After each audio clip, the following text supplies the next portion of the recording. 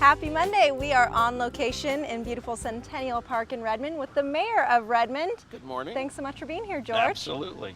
So, John was asking me this earlier. Do you have another job besides being the mayor of Redmond?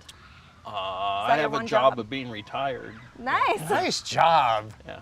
Well, I was retired until I started doing this, and then yeah, it keeps me pretty hopping. Yeah. Were you involved in politics before Redmond? Not exactly. I was actually involved in land use.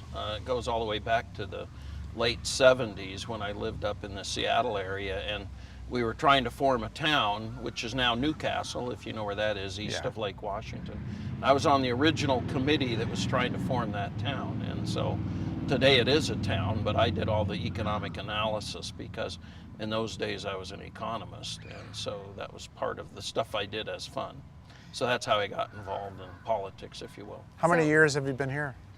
Well, I'm from here. I'm a native. I was born here and left as a young child when my dad went back in the service, but this has always been home, and so come back every year for vacation. And then when my wife and I were looking to retire, we knew we wanted to be in the West, and we looked all over the West, and there's nowhere better than Central Oregon, so here we are.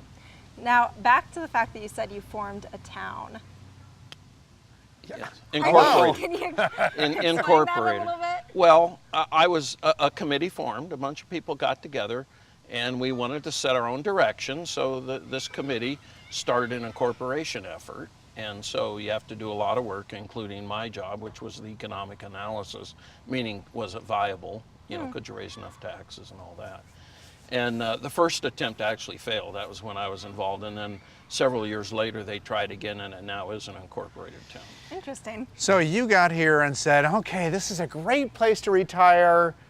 Let me run for mayor.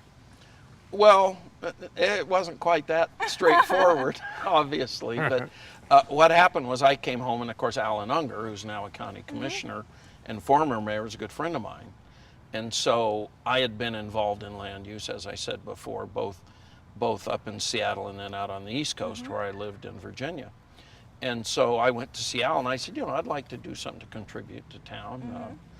So he said, well, what about the planning commission? So I applied and got on the planning commission, and then went from that to a councilor, and then from councilor to mayor.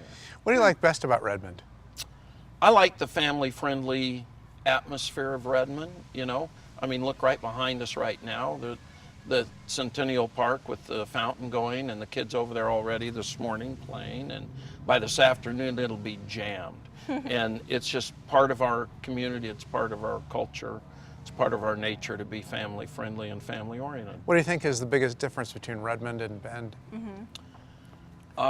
What's the biggest difference? I think Bend is more oriented towards being a tourist mecca, if you look at the events that go on there, versus Redmond being more of, if you want to call it an industrial town or a town that's job and wage oriented versus tourist oriented. Working class?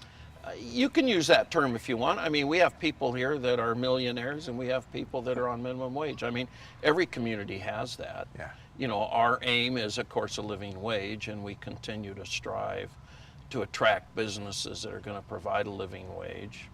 And there's this whole multiplier. I'm not going to go into the whole economic business, but when Heaven forbid, don't do that.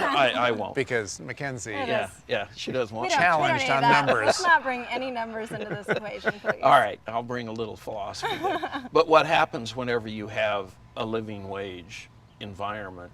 It has what they call a multiplier effect. It can be either a multiplier of 6 or 7. So if you have people that can afford a living wage, if you will, they need lawyers, they need accountants, they need doctors. They need a mayor. Yeah. Of course, the pay there is pretty meager, I'll tell you.